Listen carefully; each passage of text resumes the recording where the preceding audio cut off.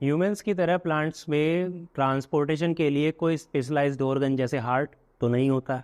यहाँ पर जो ट्रांसपोर्टेशन होता है बिल्कुल सिंपल तरीके से होता है, कोई कॉम्प्लेक्स सर्कुलेटरी सिस्टम यहाँ पर नहीं होता।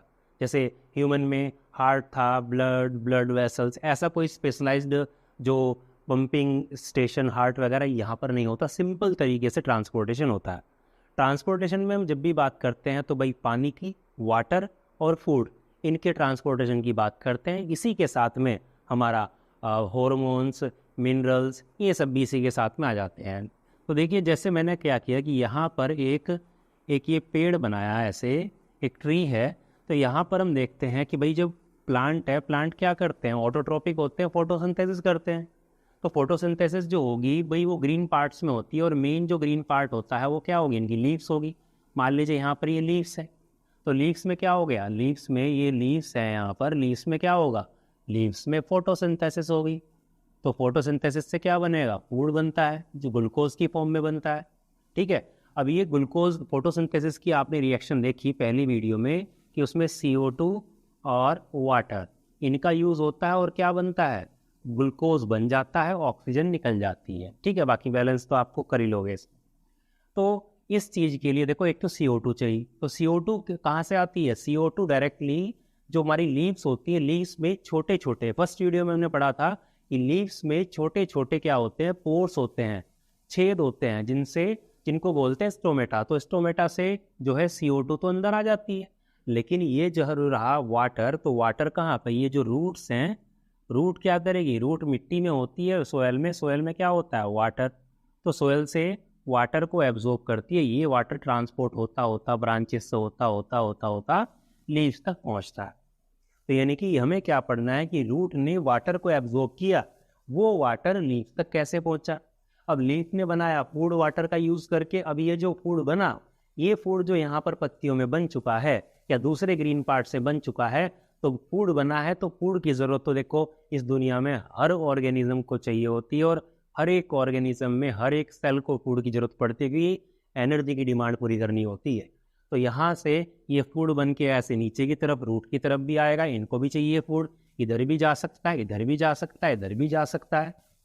यानी कि फूड बनाने के लिए पहले वाटर की जरूरत है, और फूड बनने के बाद वो जो है वो फूड दूसरे डिफरेंट पार्ट में आना जरूरी है। तो यही है हमारा ट्रांसपोर्ट। तो यहाँ पर यानी कि हम बात करने वाले हैं वाटर की, ट्रांसपोर्ट की, प्लस वाटर के साथ में मिनरल्स आ जाएंगे हमारे। ठीक है। तो पहले तो हम बात करेंगे वाटर के ट्रांसपोर्ट की, और दूसरा हम बात करेंगे फूड। ठीक है, फूड के ट्रांसपोर्ट की, फूड के साथ में हॉर्मोन्स वगैरह भी ट्रांसपोर्ट होते हैं। ठीक है जी। तो मेनली हमारा क्या है कि एक और दो, इनमें एक ही हमें बात करनी है। तो पहले हम लेके चलेंगे वाटर के ट्रांसपोर्ट की। तो वाटर और मिनरल का जो ट्रांसपोर्ट होता है वो यहाँ पर प्लांट में स्पेशल एक टिश्यू होता है इसके लिए, कॉम्प्लेक्स टिश्यू। क्या है वो, जाइलम, फूड के लिए, वाटर के लिए होता है, और फूड जो है वो फ्लोएम के थ्रू होता है। ठीक है। तो आपको याद रखना, अगर कभी भूल जाते हैं, सिंपल क्वेश्चन आ जाता है कि भाई वाटर मिनरल्स का ट्रांसपोर्ट कौन करता है, जाइलम करता है। कभी कभी भूल जाते हैं कि वाटर फूड करता था, जाइलम फूड करता था कि वाटर करता था। तो आप ऐसे याद रख लेंगे, प से फूड, प से फ्लोएम, ऐसे बाकी बचा हुआ जाइलम है जो वाटर करता है। ठीक है। अब बात ये आती है कि प्लांट में सबसे पहले, क्योंकि वाटर की ही बात करेंगे, क्योंकि जब तक वाटर नहीं जाएगा तब तक फूड कैसे बनेगा। ठीक है। तो फूड बनाने के लिए वाटर का एब्जॉर्प्शन होना ज़रूरी है। तो पहले हम पढ़ेंगे कि भाई पहले तो देखो ये है, ये वाली बात है, जैसे पेड़ था कि भाई पानी है, ऐसे ऊपर तक जाना है, ऊपर तक तो जाना है। सबसे पहले तो हम बात करेंगे ना कि मिट्टी में जो पानी हमने दिया, या मिट्टी में बारिश से जो पानी आया, वो कैसे इस रूट में पहुंचा। तो पहले तो हम ये बात करेंगे रूट में पानी कैसे पहुंचा। ठीक है। तो यहाँ पे मान लीजिए कि इस तरह से रूट्स हैं बहुत सारी। ठीक है, मैंने एक रूट पकड़ लिया ऐसे, इस एक रूट का मैं सेक्शन कट करता हूँ। मान लीजिए ये रूट ही थी, मैंने इसको ऐसे कट कर दिया, ऐसे ट्रांसवर्स सेक्शन TS मैंने कट कर दिया। अब जैसे ये था TS, तो मैं सामने से ऐसे देखूँ, कट करके ऐसे मैं सामने से देखता हूँ तो मुझे गोल दिखाई देगा ऐसे। तो ये रूट को मैं कट करके ऐसे मैंने देखा तो मुझे गोल दिखाई दिया ऐसे। ठीक है। अब इसके बीच में मुझे एक ट्यूब और दिखाई दी। एक्चुअली में कैसे होता है, जैसे पेन होता है, पेन, तो पेन में हम देखते हैं, तो आप पेन की तरह समझे। अब पेन जो होता है हमारा, ठीक है, पेन में ऐसे रिफिल होता है अंदर की तरफ, तो ये जो रिफिल है वो रिफिल वाला पोर्शन, भाई ऐसे जब आप इसको कट करोगे ऐसे ऊपर से, तो ये चीज़ तो ऐसे दिखाई देगी ना। तो अंदर वाला जो रिफिल वाला पोर्शन है ये रहा, और बाहर वाला ये रहा, ठीक है जी। ऐसे मान के चलो आप। तो सबसे बाहर की जो आउटर मोस्ट जो कवरिंग होती है, जो लेयर है, सबसे सबसे बाहर की जो लेयर है, ठीक है, ये चारों तरफ ऐसे ही रहेगी। इसको बोलते हैं एपिडर्मिस। एपिडर्मिस, इस एपिडर्मिस से ही क्या होता है, छोटे छोटी सी आउटग्रोथ ऐसे बाहर की तरफ निकली रहती है ऐसे, ये रूट में ही मिलेगी, रूट वाले एरिया में। इनको हम बोलते हैं रूट हेयर्स। रूट हेयर्स इनको बोलते हैं, ये रूट हेयर्स हो गए इनके। अब रूट हेयर अगर कोई बोले कि भाई सिंगल सेल है कि मल्टी सेलुलर स्ट्रक्चर है, तो देखो एक सेल है, ये सिंगल एक सेल का ही एक एक्सटेंशन निकल गया, इसका मतलब रूट हेयर कैसा है, यूनिसेलुलर स्ट्रक्चर होता है। एक्चुअली में क्या है, ये हमारी जो एपिडर्मल सेल है, ये एपिडर्मिस बनी एक सेल को हम एपिडर्मिस बोलेंगे। तो एपिडर्मल सेल की ही एक आउटग्रोथ बोले तो फालतू की बाहर निकली हुई ग्रोथ है होती है, जो वाटर का एब्जॉर्प्शन करती है। खैर, इसके अंदर की तरफ भाई ये पूरा है, ये पूरी लेयर ऐसे है यहाँ तक। अब उसके बाद में आगे की तरफ हम चलते हैं तो आ जाता है हमारा जनरल कॉर्टेक्स। इस तरह की सेल्स आ गई हमारी यहाँ पे, ठीक है। और भी बहुत सारे स्ट्रक्चर हो सकते हैं, सिंपल मैं आपको बता रहा हूँ अभी। तो ये यहाँ से इस तरीके से ये स्ट्रक्चर इसके आ गए, ठीक है जी। तो ये वाला जो स्ट्रक्चर है अंदर के यहाँ से यहाँ तक, इनको बोलते हैं हम कोर्टेक्स, ठीक। कोर्टेक्स के बाद में जो रिफिल वाला एरिया मैं बोल रहा था, ये यहाँ पर अंदर की तरफ फिर से एक लेयर आती है छोटी सी, ऐसे ही जैसे वो बाहर की तरफ एपिडर्मिस थी, ऐसे ही ये अंदर की तरफ एक और लेयर आती है ऐसे, इसको बोलते हैं एंडोडर्मिस। एंडोडर्मिस के अंदर ही हमारे क्या होते हैं, जाइलम और फ्लोएम होते हैं। मान लीजिए ये अंदर वाला जाइलम है और इसी में बाहर वाला फ्लोएम है, मतलब ये जो बनाया है, ये ऐसे बनाया जो मैंने, ये वाला जाइलम हो गया और ये वाला बाहर वाला फ्लोएम। ये एक्चुअली में क्या है, ये ट्यूब के जैसा है, यानी कि जो एपिडर्मिस थी वो यहाँ थी, बीच का कोर्टेक्स हो गया, और ये जो ट्यूब वाला स्ट्रक्चर जो हमने बनाया है वो ये है। यानी कि अगर पानी जो ऐसे आएगा, तो एक बार अगर पानी ऐसे ऑब्जॉर्ब होता हुआ इस ट्यूब तक पहुंच गया, तो ये ट्यूब तो ऊपर टैंकी की तरह लेके जाएगी। जैसे पाइप होते हैं, पाइप मेन लाइन ऐसे आगे, तो पानी ऐसे ऊपर लेके चला जाता है पानी को। तो ऐसे ही क्या है कि मेन यहाँ से ऑब्जॉर्ब होता होता पानी एक बार यहाँ तक पहुँच जाए, जाइलम तक, जाइलम फिर ट्यूब है ऊपर की तरफ। यानी कि यहाँ से जब रूट हेयर ने क्या किया, पानी को एब्जॉर्ब किया, तो पानी जब इसके अंदर आया, देखो पानी आने के लिए भी प्रोसेस होती है, आप बोलते हैं डिफ्यूज़न। पानी की जब हम बात करते हैं तो इस डिफ्यूज़न को हम ऑस्मोसिस बोलते हैं पानी के केस में। यानी कि जब भी पार्टिकल का मूवमेंट होना होता है तो वो अपने हायर कंसंट्रेशन से लोअर कंसंट्रेशन की तरफ जाता है। अगर मैं पानी की बात कर रहा हूँ तो पानी भी अपनी हायर अमाउंट से लोअर अमाउंट की तरफ मूव करेगा। यानी कि पानी यहाँ पर ज़्यादा है मिट्टी में और रूट में कम है, तो ये क्या करेगा, अपनी हायर अमाउंट से लोअर अमाउंट की तरफ मूव करेगा। अब यहाँ पर जब ये आ गया इस रूट हेयर में, एपिडर्मल सेल में आ गया, तो इस सेल के कंपैरिजन इस सेल में पानी ज़्यादा है, तो अपनी ज़्यादा अमाउंट से कहाँ मूव करेगा, इसमें मूव करेगा। इस वाली रूट सेल में ज़्यादा हो गया पानी। उसके बाद में अब ये पानी यहाँ पर ज़्यादा है, यहाँ पर कम है, तो ऐसे ही यहाँ से यहाँ मूव करेगा। यहाँ से मूव करता करता करता करता ये अंदर जाइलम तक पहुँच जाता है। तो ऐसे जब ये अंदर तक पहुँचेगा तो सीक्वेंस क्या बन गया, root hair, epidermal cell, cortex, endodermis, और उसके बाद में आप अंदर और भी नाम आ सकते हैं, बाकी आप सीधा जाइलम लिख सकते हैं। तो यानी कि एक बार ये यहाँ तक इस जाइलम ट्यूब के अंदर तक पहुँच गया, तो अब ये सीधा यानी कि इस ट्यूब में स्ट्रैंड में पहुँच गया। अब ये ट्यूब ऐसे ऊपर तक जाएगी, यानी कि छोटे छोटे गांव के रास्ते से मेन रोड पे आके मिल गया। तो अब ये जाइलम स्ट्रैंड तक पहुँच चुका है, जाइलम ट्यूब तक पहुँच चुका है, ठीक है। अब ये जाइलम नीचे से, अब ये रूट के जाइलम तक पहुँच चुका है। अब ये ऐसे ऊपर तक कैसे जाएगा, क्योंकि लिंक होता है सारा का सारा। देखो जैसे अगर मैं बनाऊँ यहाँ पे एक पत्ती बना दी मैंने ऐसे, तेज पत्ती का क्या है, ये पत्ती के जाइलम वाला जो ट्यूब है वो है, ये ऐसे अपने किसी टहनी से किसी ब्रांच से जुड़ी हुई होगी, वो भी ट्यूब ऐसे मेन उससे जुड़ा हुआ होगा। तो सारी ये जाइलम की ट्यूब आपस में जुड़ के ऐसे कर करके ये मेन नीचे से आपस में जुड़ के आती है। जैसे एक पाइप मेन जो है पानी की सप्लाई आ रही है और वहाँ से बहुत सारी सप्लाई निकल के जाती है। जैसे मेन गवर्नमेंट की तरफ से मेन सप्लाई आई और घरों में जो है इस तरीके से अलग अलग सप्लाई वो पहुँचा देते हैं ऐसे कर करके। ठीक है, तो एक्चुअली में अगर देखा जाए तो ये मेन यहाँ से आती है ऐसे ऐसे जा रही है, वापस करोगे तो वापस भी तो ये ऐसे ही मिलेगी। तो इस तरह से ट्यूब मिली हुई होती है जाइलम की, इसलिए रूट का एब्जॉर्ब हुआ पानी लीफ तक पहुँच जाता है। अब बात ये आती है कि जब जाइलम ट्यूब के अंदर, वापस यहीं पे आते हैं इसी एरिया में, जब ये जाइलम ट्यूब तक पानी पहुंच चुका है तो अब ये ट्री के टॉप तक कैसे पहुंचेगा, ट्री टॉप तक कैसे पहुंचता है, तो इसके लिए हमें जाइलम देखना पड़ेगा। ठीक है, थोड़ा डिटेल में पढ़ाऊंगा इसको जिससे कि आपको दिक्कत ही ना आए। जैसे 9th क्लास में आपने पढ़ा कि जाइलम कैसा टिश्यू है, कॉम्प्लेक्स परमानेंट टिश्यू है। तो कॉम्प्लेक्स है तो अलग अलग टाइप की सेल से मिलकर बनेगा। तो किससे बना है, xylem vessels, xylem tracheids, xylem parenchyma, xylem parenchyma और जाइलम फाइबर्स। भाई ये 4 सेल होती हैं। इन 4 में से सिर्फ पैरेन्काइमा ही लिविंग होती है, बाकी तीनों सेल्स डेड होती हैं। ये आपने 9th क्लास में पढ़ा था। अब यहाँ पर जो ट्रांसपोर्ट का जो काम करता है वो सिर्फ वेसल्स और ट्रैकेट्स ही करती हैं, पैरेन्काइमा फाइबर्स नहीं करते हैं। जो जिम्नोस्पर्म्स होते हैं वहाँ पे वेसल्स नहीं ट्रैकेट्स होती है। हमारे एंजियोस्पर्म में मेन जो बनाता है वो वेसल्स हमारा ट्रांसपोर्ट करती है। जो आसपास आप फूल पेड़ फलों वाले पेड़ देखते हो उसमें वेसल मेन काम करते हैं, ट्रैकेट्स भी है लेकिन मेन ट्रांसपोर्ट वेसल्स करती है। तो वेसल्स कैसी हैं, जैसे एक पाइप आपने लिया, मैं ये बता रहा हूँ कि वेसल्स कैसी होती हैं। तो एक पाइप आपने लिया तो इस पाइप में आप देखिए, एक पाइप ये रहा ऐसे, दूसरा पाइप आपने फिर इसके ऊपर ऐसे रख दिया, तीसरा फिर आपने ऐसे रख दिया और बीच में से आपने इनको तोड़ दिया, इन प्लेटों को ये तोड़ दो।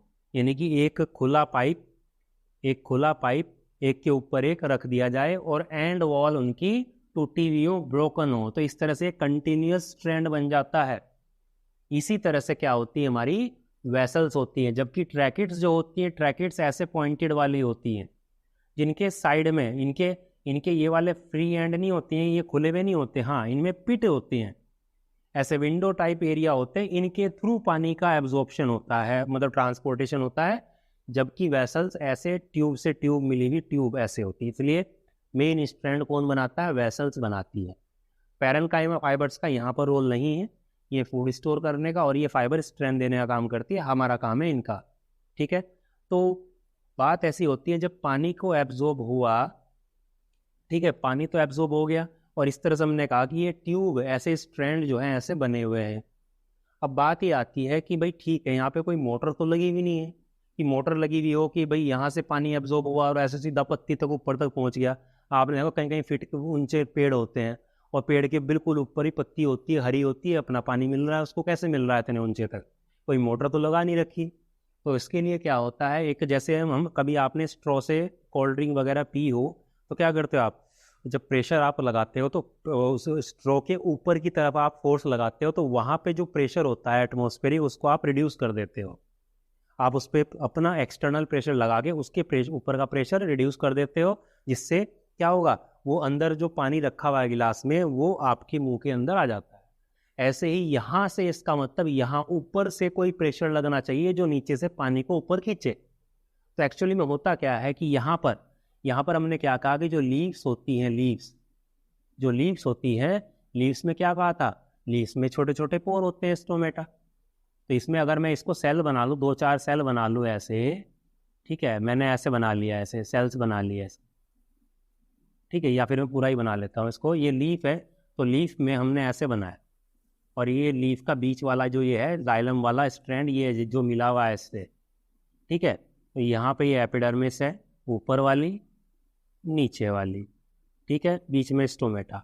हमने कहा कि यहाँ पर ये बाकी ही सेल्स हैं, तो यहाँ से सनलाइट पड़ी, वाटर जो था यहाँ पर थोड़ा बहुत तो वो निकल के ऐसे इवेपोरेट हो गया। जब मान लीजिए यहाँ की सेल वाला वाटर निकल के चला गया, बराबर में दूसरी सेल थी, इसके पास पानी था, उसने कहा कि भाई यहाँ पर पानी ज़्यादा हो गया, यहाँ पे पानी कम है, तो हायर अमाउंट से कहाँ जाएगा पानी, इस वाली में चला जाएगा। यहाँ से फिर उड़ गया ऊपर चला गया।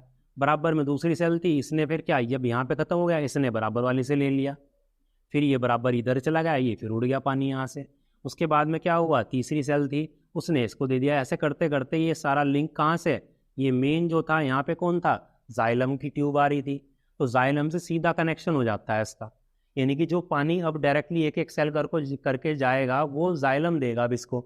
मेन जो पाइपलाइन है वो जाइलम से कनेक्शन बन गया इसका, यानी कि ट्यूब बन गई एक तरह से। सक्शन प्रेशर, जो सक्शन प्रेशर है वो क्रिएट हो गया, जिसकी वजह से ऐसे खींचने वाला फोर्स लगेगा। तो खींचने वाला फोर्स लगा, एक एक पत्ती से एक एक उससे लग रहा है, सारा मिलके कहाँ जा रहा है, सारा मिलके वो एक ट्यूब में, जाइलम की ट्यूब में लगेगा जाके, जिसकी वजह से पुल, एक खिंचावट वाला फोर्स लगेगा जिससे पानी ऊपर की तरफ खींचेगा। इसी को हम बोलते हैं ट्रांसपिरेशन पुल। ट्रांसपिरेशन पुल इसको कहते हैं, पुल मतलब खींचना। इस तरीके से पानी जो है ऊपर की तरफ खींचा जाता है। ठीक है, ऐसे जो है वाटर का ट्रांसपोर्ट प्लांट में ऊपर तक होता है। क्वेश्चन एक दो बार आया हुआ है कि सीबीएसई बोर्ड एग्जाम में 10th क्लास में, कि वाटर किस तरीके से ट्री टॉप तक पहुंचता है। तो आप इस तरह आंसर दे सकते हो कि इसमें आप स्टोमेटा का रोल और ट्रांसपिरेशन, क्योंकि ये जो सनलाइट पड़ती है और पानी का वेपर बन के जो निकलता है, इस प्रोसेस को ट्रांसपिरेशन ही बोलते हैं। ठीक है, ट्रांसपिरेशन मतलब loss of extra amount of water from the surface of leaf. ठीक है, लीफ सरफेस से पानी का बहाव ऊपर निकल जाना, मतलब उड़ जाना, इसको बोलते हैं ट्रांसपिरेशन। और इससे जो पुल क्रिएट होता है जिससे पानी खींचता है उसको ट्रांसपिरेशन पुल कहते हैं। आपको एक इंटरेस्टिंग बात बता दूं कि प्लांट जितना भी पानी एब्जॉर्ब करते हैं उसका 1 से 2% ही यूज़ करते हैं। कोई 98 से 99% को ये हवाबाजी यानी कि ट्रांसपिरेशन से उड़ा देते हैं, सिर्फ 1 से 2% ही यूज़ करते हैं। ठीक है, इसलिए बोलते हैं ट्रांसपिरेशन जो है एक भाई पानी को ऊपर की तरफ खींच रहा है, फ़ायदेमंद प्रोसेस भी है, और 99% तक पानी ऐसे ही उड़ जाता है, तो एक तरह से ये नुकसानदायक भी है। तो दोनों तरह की प्रोसेस में आता है, इसलिए हायर क्लासेस में बोलते हैं कि ट्रांसपिरेशन इज़ द नेसेसरी एवल। खैर, अभी तो आपको पढ़ना था कि किस तरीके से ट्रांसपोर्टेशन होता है। अब पानी को जब ये एब्जॉर्ब करता है तो पानी देखो मिट्टी में मिनरल्स घुले हुए होते हैं, तो पानी के साथ मिनरल्स भी ऐसे पहुंच जाते हैं। अब दिमाग में आता है कि पानी का यूज़ तो भाई इसमें यूज़ हो जाता है, ठीक है, फोटोसिंथेसिस में, बाकी चीज़ों में तो मिनरल्स का यूज़ कहाँ होगा इसमें, तो मिनरल्स का यूज़ होता है इसमें भाई जितने भी आप मिनरल्स करोगे, जैसे क्लोरोफिल बनता है तो मैग्नीशियम चाहिए, प्रोटीन बनते हैं, नाइट्रोजन वाइट्रोजन ये सब चाहिए। तो ट्रांसपोर्टेशन भाई वाटर का किया, अभी बात करते हैं फूड की।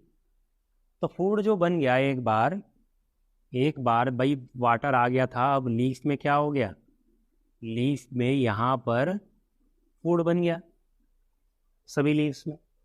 अब लीव्स में जो फूड बना है वो फूड इस रूट की सेल को भी चाहिए, इधर भी चाहिए, उधर भी चाहिए, तो फूड का भी ट्रांसपोर्टेशन करना पड़ेगा। फूड के ट्रांसपोर्टेशन को हम क्या बोलते हैं, ट्रांसलोकेशन बोलते हैं। Translocation means transfer of food from leaves to different parts of the plant के लीव से, या कोई और पार्ट जो फूड बनाएगा ग्रीन होना चाहिए। तो ये क्या है, ये तो भाई साइट है, साइट ऑफ फूड प्रोडक्शन। ठीक है, और दूसरे पार्ट से जैसे रूट हो गया, स्टेम हो गया, बर्ड्स होगी वगैरह वगैरह, ये क्या हो गया हमारे, ये साइट है जहाँ पर इनको चाहिए, इनको सिंक बोलते हैं हम, जहाँ पर रिक्वायरमेंट है। ये सोर्स हो गया, ये सिंक हो गया, भाई यहाँ से फूड बना है, यहाँ से फूड बन के यहाँ पे इनमें आएगा। तो इस आने की प्रोसेस को ट्रांसलोकेशन बोलते हैं। और ये ट्रांसलोकेशन की जो प्रोसेस है, जैसे वाटर और मिनरल्स का ट्रांसपोर्ट जाइलम टिश्यू के थ्रू हुआ था, इसका जो ट्रांसपोर्टेशन होता है वो फ्लोएम टिश्यू के थ्रू होता है। अब फ्लोएम भी हम देखते हैं 4 से कॉम्प्लेक्स टिश्यू है, 4 सेल से बनता है, कौन कौन सी है, सीव ट्यूब, कंपेनियन सेल और फ्लोएम पैरेन्काइमा, ये सेम होंगी लास्ट की दो सेल जाइलम फ्लोएम में, और फ्लोएम फाइबर्स जिसको बास्ट फाइबर भी बोलते हैं। यहाँ पर जो कंडक्टिंग है वो सिर्फ ये है।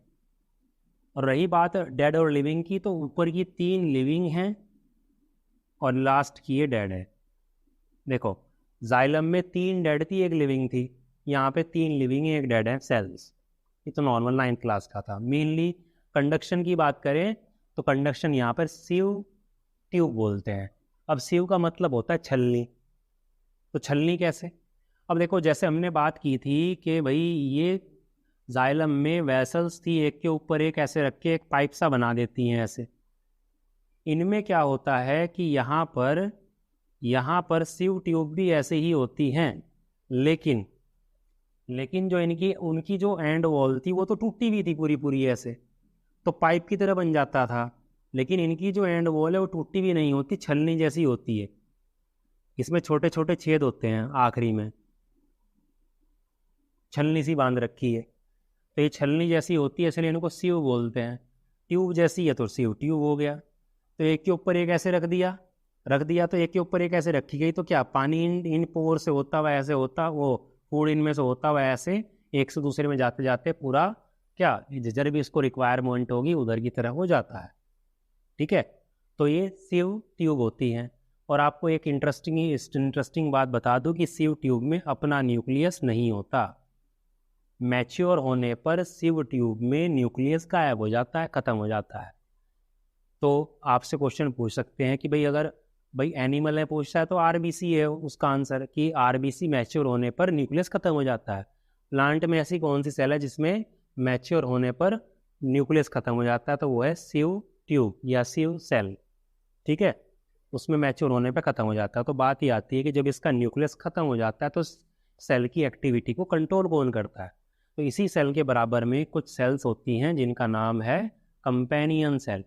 तो कंपेनियन सेल्स होती हैं ऐसे बराबर में, बड़ा सा न्यूक्लियस होता है और ऐसे पिट के द्वारा वो इसके साइटोप्लाज्म को कंट्रोल करती है, इसको कंट्रोल करती है सीव ट्यूब को, कंपेनियन सेल।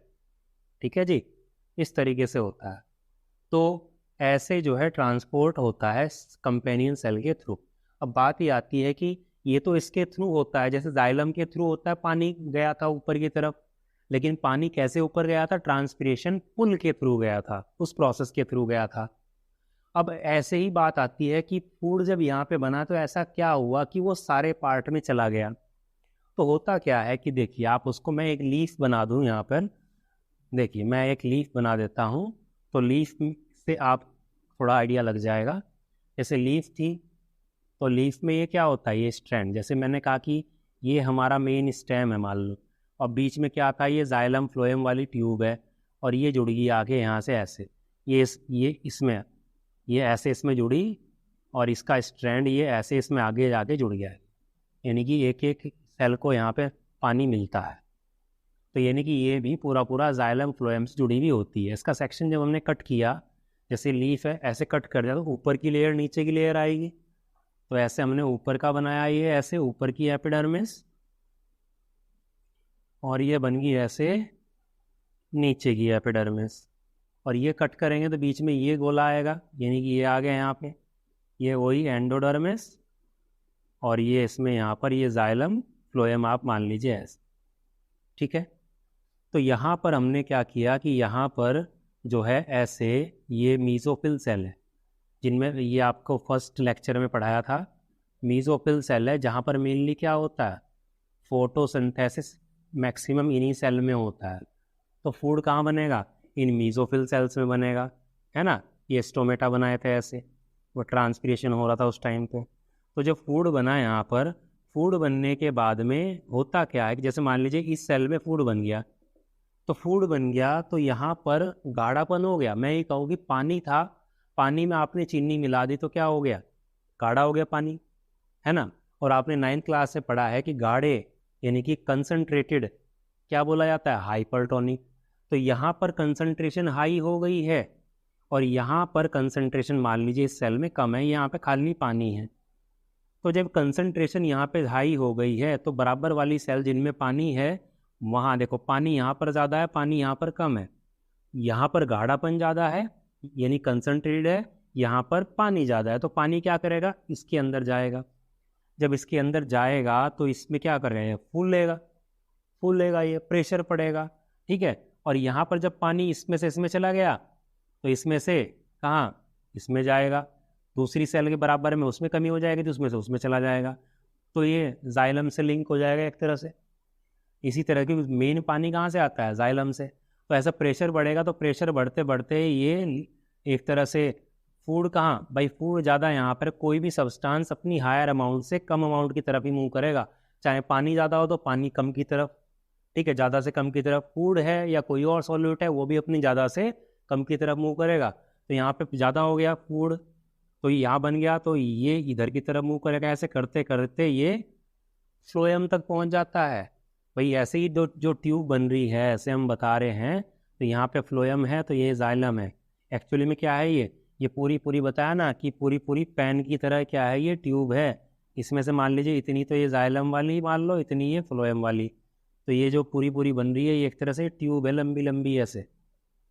तो ये क्या, ये वाला पूरा कनेक्शन कहाँ तक मिल गया, फ्लोएम तक पहुँच गया। तो यानी कि फ्लोएम में जो फूड है वो पानी में घुल के जाएगा डिजोल्व फॉर्म में, और सुक्रोज की फॉर्म में जाता है। सुक्रोज जो जो फूड बना है वो ग्लूकोज की फॉर्म में ट्रांसपोर्ट ना होगे, सुक्रोज की फॉर्म में होता है, ठीक है जी। तो ये ट्रांसपोर्ट ये ऐसे हो गया, यहाँ पे लोड हो गया एक तरह से। अब जहाँ पर भी जरूरत होगी वो या ऐसे नीचे की तरफ आए इस ट्यूब से होते हुए, चाहे ये ऊपर की तरफ जाए या इधर की तरफ जाएगा, ऐसे ट्रांसपोर्ट होता है। तो यहाँ से आपकी एक बात क्लियर हुई कि फ्लोएम जो बने हुए फूड का ट्रांसपोर्ट करता है वो मल्टी डायरेक्शन में कर सकता है। भाई अगर रूट को चाहिए तो नीचे की तरफ आ सकता है। अब मान ली मैं कहूँ कि पत्ती यहाँ पर है और फूड पहुँचाना है यहाँ तक, तो भाई ऊपर की तरफ भी जा सकता है, बराबर में भी जा सकता है। तो यानी कि फ्लोएम का जो डायरेक्शन है फूड का करने का उसको आप मल्टी डायरेक्शनल बोल सकते हो, ठीक है, मल्टी डायरेक्शनल ट्रांसपोर्ट करता है ये। या अगर आपको ये भी ना लिख के बाई डायरेक्शनल मिल जाए, क्योंकि ऊपर और नीचे ही हो सकता है, भाई ये पत्ती है या तो इससे ऊपर या इससे नीचे, तो आप बाई डायरेक्शनल भी मिल सकता है ट्रांसपोर्ट। जबकि जाइलम का जो ट्रांसपोर्ट होता है, भाई रूट अगर पानी को एब्जॉर्ब करेंगी तो ऊपर की तरफ ही भेजेंगी, तो जाइलम का जो ट्रांसपोर्ट की जो डायरेक्शन है वो यूनी डायरेक्शनल है। तो ये चीज़ ध्यान रखिएगा, यूनी डायरेक्शनल ट्रांसपोर्ट किसके थ्रू, जाइलम के थ्रू, और फ्लोएम के थ्रू मल्टी डायरेक्शनल ट्रांसपोर्ट, ठीक है। तो ये मैंने थोड़ा डिटेल में बताने की कोशिश की, वीडियो थोड़ी लंबी हो जाए इसलिए मैं थोड़ा सा स्पीड से बताया। और हाँ, इसके जो नोट्स आपको मिल जाएंगे, कमेंट आया था कि नोट्स नहीं मिल रहे हैं, तो नोट्स भी आपको मिल जाएंगे। अब से आपको नोट्स ही मिल जाएंगे, हर एक वीडियो के डिस्क्रिप्शन में आपको उस लेक्चर के नोट्स मिल जाएंगे। कोई भी डाउट हो, कुछ पूछना हो आपसे तो आप कमेंट कर सकते हैं, मैं उसका जवाब दूँगा। Thank you.